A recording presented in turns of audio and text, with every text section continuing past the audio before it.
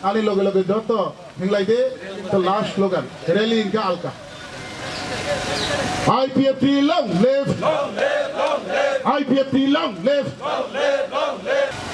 तो चुनाव आएगा जाएगा मंत्री बनेगा 5 साल वो चला जाएगा एमपी बनेगा 5 साल बाद वो अगर ना जीते तो अगर टिकट ना मिले तो 5 साल की बाद वो भी हम जैसे आम इंसान बन जाएगा। इंडिया गवर्नमेंट हमें चाहिए सेपरेट स्टेट, भारत सरकार हमें चाहिए Tripura land, no Tripura land no rest, no Tripura land no rest, no Tripura land no race.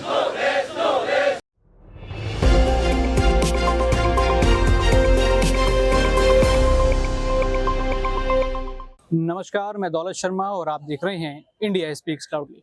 इस समय मेरी मौजूदगी जंतर मंतर पर है, जहां पर अक्सर ये जंतर मंतर जो मशहूर है यहाँ लोगों के प्रदर्शन के लिए है। कोई पार्टी हो, कोई संगठन हो या फिर कोई भी अपनी मांग लेकर जंतर मंतर पहुंच जाता है और यहाँ पर सरकार के खिलाफ, किसी संस्था के खिलाफ या किसी व्यक्ति के खिलाफ अपना प्रदर्शन करता है। देश भर से यहाँ पर न जाने कितने बड़े बड़े प्रदर्शन हुए, लेकिन फिर दोबारा एक बड़ा प्रदर्शन यहाँ पर हो रहा है, जहां पर एक अलग स्टेट यानी अलग राज्य की मांग की जा रही है। ये जो संस्था है, जो ये पार्टी है, अभी जो इनका गठबंधन है वो बीजेपी के साथ है। त्रिपुरा में भी बीजेपी की सरकार है, लेकिन फिर भी यहाँ पर कहा यह जा रहा है कि जो सेंट्रल गवर्नमेंट है वो त्रिपुरा के ऊपर अच्छे से ध्यान नहीं दे रही और एक नए राज्य की मांग कर रहे हैं, जिसका नाम यहाँ पर जो रखा गया है वो है त्रिपुरा लैंड। और जो ये प्रदर्शन यहाँ पर कर रहे हैं वो indigenous people front of Tripura की तरफ से हो रहा है। और यहाँ पर हमने आपको दिखाया कि कितनी भीड़ में यहाँ पर लोग आए थे, लगातार अपनी मांग यहाँ पर रख रहे थे और कहा यह जा रहा है कि त्रिपुरा को पूरी तरीके से एक ऐसा जोन बना दिया गया है कि जहाँ पर इलीगली इंडिया में लोग घुस रहे हैं और यहाँ पर केंद्र सरकार को जो है पूरा ध्यान देना होगा और त्रिपुरा को बचाना होगा। यानी जिस बीच यहाँ पर हम देख रहे हैं लगातार देश के बंटवारे की बात चल रही है, देश को लगातार अलग अलग खंडों में बांटने की बात चल रही है। कोई हिंदू के नाम पर चीजों को बांटना चाहता है, कोई मुस्लिम के नाम पर चीजों को बांटना चाहता है, तो कोई अन्य धर्म के मामले पर चीजों को बांटना चाहता है। लेकिन इस बीच ये भी दिखता है कि एक राज्य संघर्ष यहाँ पर कर रहा है कि किस तरीके से जो इलीगल लोग भारत में घुस रहे हैं उनको कैसे रोका जाए। आइए इन्हीं लोगों की बात आपको मैं सुनाता हूँ और दिखलाता हूं कि आखिर ये अपनी बात किस तरीके से यहाँ पर रख रहे हैं और जो इस पार्टी के जनरल सेक्रेटरी हैं उन्होंने अपनी बातचीत के दौरान क्या कहा। बंटवारा बोल के इसको नहीं, मैं डॉक्टर इंजीनियर विष्णु प्रसाद बराल हूँ। मैं यूएन का यूनाइटेड नेशन ऑर्गेनाइजेशन मानवाधिकार का सदस्य हूँ और अंतर्राष्ट्रीय मानवाधिकार संरक्षक आयोग का भी उपाध्यक्ष हूँ, अंतर्राष्ट्रीय उपाध्यक्ष हूँ। तो ऐसा है कि माँ के बाद यह नहीं है, यहाँ समय का परिवर्तन की बात है। मार्ग में तो कोई नहीं मिलेगा। समय क्या बोलता है, समय क्या चाहता है, तो समय के हिसाब से चलना पड़ता है अपने को। तो अभी वहाँ में देखिए, अभी मार्ग के बाद नहीं, अभी आप एक प्रैक्टिकल में आइए। आप प्रैक्टिकल में एक इंटरनेशनल बॉर्डर है, 7526 किलोमीटर उनका त्रिपुरा लैंड में बॉर्डर एरिया पड़ता है। टोटल बॉर्डर एरिया कितना है इंडिया का आप लोगों को पता है? 4026 है, उससे 7556 तो त्रिपुरा में ही है। तो ये मतलब बहुत बड़ा एक कॉरिडोर है, इसको बोलता है कॉरिडोर। त्रिपुरा एक कॉरिडोर बन चुका है घुसपैठिया का। कहाँ से घुसना है इंडिया में, मतलब त्रिपुरा से घुसना है कि मतलब घुसपैठिया कुछ भी लीगल हो रहा है त्रिपुरा बहुत बड़ा कॉरिडोर हो गया ना वो तो क्योंकि कॉरिडोर इसलिए हम साबित करते हैं, जब त्रिपुरा स्टेट हुआ था 1949 में, उस टाइम में 17 विधायक शेड्यूल ट्राइब के थे और 13 जनरल और उधर देन शेड्यूल ट्राइब थे। अभी उधर देन शेड्यूल ट्राइब हो गया 43, शेड्यूल ट्राइब उतना का उतना ही है। इसका मतलब शेड्यूल ट्राइब आगे नहीं बढ़ रहा है, तो वो लोग आदमी कहाँ से आया, इतना बंदा कहाँ से आया पॉपुलेशन। मतलब एक तरीके से त्रिपुरा के ऊपर कब्जा हो रहा है। कब्जा हो रहा है, यस, कब्जा हो रहा है। ये पक्का कोई दोहरा ही नहीं है इसमें। 1 नंबर 2 नंबर असेंबली एक्ट में 2019 में एक एक्ट पास किया गया है कि बोला है कि तुम ये इसको इमीडिएट त्रिपुरा लैंड दिया जाए। उसका ने सेंटर को भेजा और उसके बाद एक हाई पावर कमेटी बनाया। हाई पावर कमेटी में भी बोला गया है कि तुमको ये सेंट्रल इसका मार्ग को हम लोग ने असेंबली एक्ट पास कर दिया, अभी आप इन्वेस्टिगेशन करके इसको आगे बढ़ाए। अभी 6 साल हो गया, सरकार तो लेके रख दिया, कोई काम ही नहीं कर रहा है।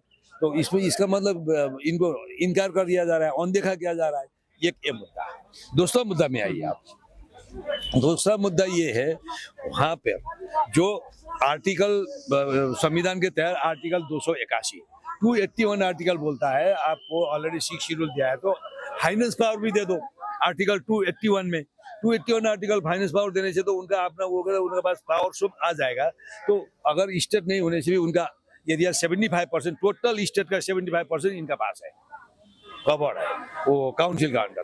तो उसको इनको स्टेट बनाने में और प्रावधान में पूरा फुलफिल करता है, टेक्निकली फुलफिल करता है, एडमिनिस्ट्रेटिवली फुलफिल करता है, जोग्राफिकली फुलफिल करता है, एजुकेशनली फुलफिल करता है। तो what is the difficulties to provide the state for them, हमारा ये कहना है। सरकार जो है अभी गठबंधन में, आप सरकार के साथ बीजेपी है अभी सेंट्रल में, हाँ। लेकिन उनकी वहाँ तरफ से भी क्या बीजेपी रिस्पॉन्स है। है? उनकी तरफ से भी क्या रिस्पॉन्स है? उनकी तरफ से ऐसा रेस्पॉन्स है, अनदेखा किया जा रहा है इसको। क्योंकि आप एक बॉर्डर्स की बात कर रहे हैं, वहाँ पर एक नेशनल सिक्योरिटी की बात हो जाती है, नेशनल सिक्योरिटी की बात होती है, तो उसमें केंद्र का कहीं ना कहीं आना बन जाता है। उनकी तरफ से क्या नहीं, response अभी लिखेंगे चिट्ठी, मतलब इतना एक्टिव शेड्यूल ट्राइब क्या होता है ना, कोई बहुत अवेयरनेस होता है, कोई जागरूक होता है, कोई जागरूक नहीं होता है। तो ये त्रिपुरा लैंड जो डिमांड कर रहे हैं, इतना जागरूक नहीं हुए हैं, इनको इतना बस presence of mind, knowledge, experience, इस सब का मतलब थोड़ा कमियां की वजह से ये लोग आगे। तो अभी इसको एक्शन कमेटी बना के आगे बढ़ाएंगे।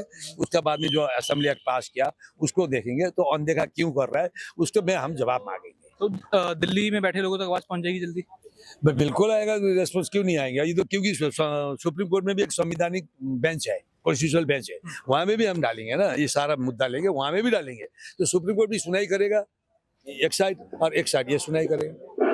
सरकार के साथ लिखेंगे, गृह सचिव को लिखेंगे, कैबिनेट सचिव को लिखेंगे, सबको लिखेंगे ना ये, और एक्सटर्नल अफेयर सचिव को लिखेंगे। अभी तक कोई ऐसा रिस्पांस मिला जिससे आपको तसल्ली मिली हो या फिर उम्मीद हो और आगे? नहीं, ये इतना लिखने के बाद में असेंबली एक्ट पास हुआ है, एक्शन होगा, कुछ ना कुछ एक्शन होगा। सुना आपने, यहाँ पर बातचीत के दौरान एक बड़ी समस्या की बात की। जो त्रिपुरा की ट्राइब कम्युनिटी है वो लगातार क्षीण होती जा रही है, वो लगातार घटती जा रही है। और वहां पर जो त्रिपुरा जो कभी ट्राइब्स का था, जो कभी वहां के स्थानीय लोगों का था, लेकिन अब उनके हक को जो है यहाँ पर भारत से जो इलीगल लोग आ रहे हैं उनके हक को मार रहे हैं। और इसी हक की लड़ाई के लिए वो जंतर मंतर पर मौजूद थे और एक बड़ा प्रदर्शन किया गया।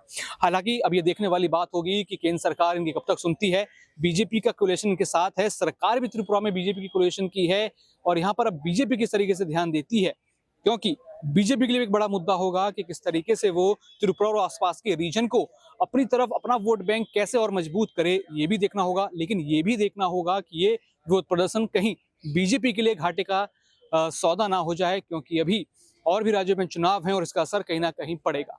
तो देखेंगे इस प्रदर्शन का असर कितना पड़ता है, और जहाँ पे जो लोग बात कह रहे हैं उनकी बात किस तरीके से सरकार तक पहुंचती है। बाकी और भी ऐसी खबरें जानने के लिए देखते रहिए इंडिया स्पीक्स लाउडली। धन्यवाद।